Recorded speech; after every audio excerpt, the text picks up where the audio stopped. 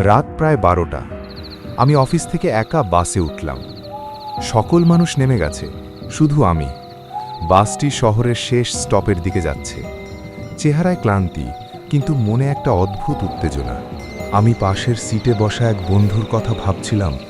হঠাৎ দেখলাম একটা অদ্ভুত ছায়া বাসের দরজার কাঁচের বাইরে।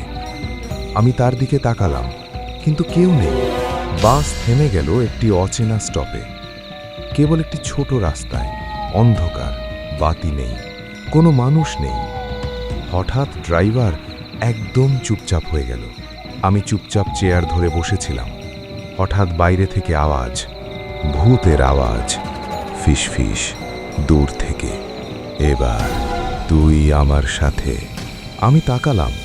রাস্তার এক প্রান্তে একজন মহিলা দাঁড়িয়ে, চুল লম্বা, কালো চোখ, পোশাক ভিজে গেছে। তিনিও আমাদের দিকে এগোচ্ছে। আমরা কিছু বলতে পারিনি। বাসের দরজা নিজে থেকে খোলা হলো, কিন্তু কেউ বাইরে যেতে পারছে না। মহিলা ধীরে ধীরে বাসে ঢুকছে। ভূতের আওয়াজ, চিৎকার কাছ থেকে, শেষ স্টপ, এখন তোমার পালা। আমার শরীর কাঁপছে। আমি ড্রাইভারকে ডাকলাম, কিন্তু সে চুপচাপ, শুধু গ্লাসের দিকে তাকিয়ে। মহিলা ধীরে ধীরে আমার দিকে এগোচ্ছে। আমি বুঝতে পারলাম এটি কোনো সাধারণ মানুষ নয়। আমরা একে অপরের দিকে তাকালাম। আমি জানালার দিকে দৌড়ালাম, কিন্তু জানালা বন্ধ। দরজা খুলে যাবে না। ভূতের আওয়াজ, ফিসফিস, গভীর, তুই আর ফিরে যেতে পারবি না। আমি চিৎকার করার চেষ্টা করলাম, কিন্তু কোনো শব্দ বের হয়নি।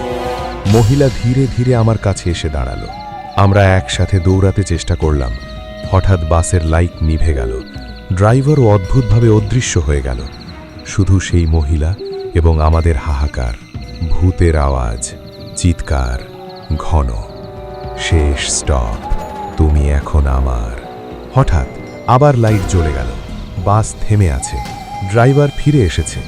মহিলা নেই, কিন্তু আমাদের মনে হলো আমরা কেবল ভাগ্যবান। পরের দিন আমরা অফিসে এই গল্প সবাইকে বললাম। কেউ বিশ্বাস করে না, কিন্তু যারা সেই রাতের বাসে ছিলেন তারা জানে, শেষ স্টপ মানে শুধু রাস্তার শেষ নয়, ভূতের আওয়াজ, দূর থেকে, ফিসফিস। পরের বার যদি কেউ শেষ বাসে ওঠে, আমি অপেক্ষা করব।